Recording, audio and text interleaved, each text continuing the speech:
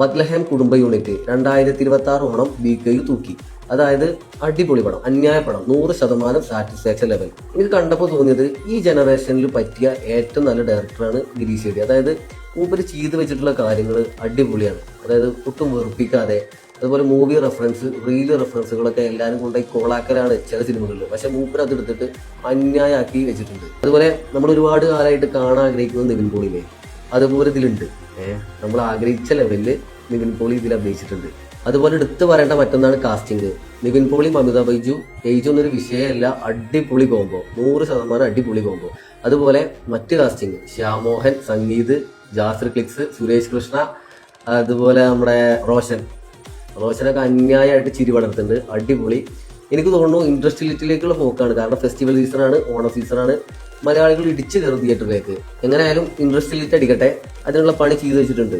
നല്ല മൂവി, ഒരുപാട് ഇഷ്ടപ്പെട്ടു. ഓക്കെ.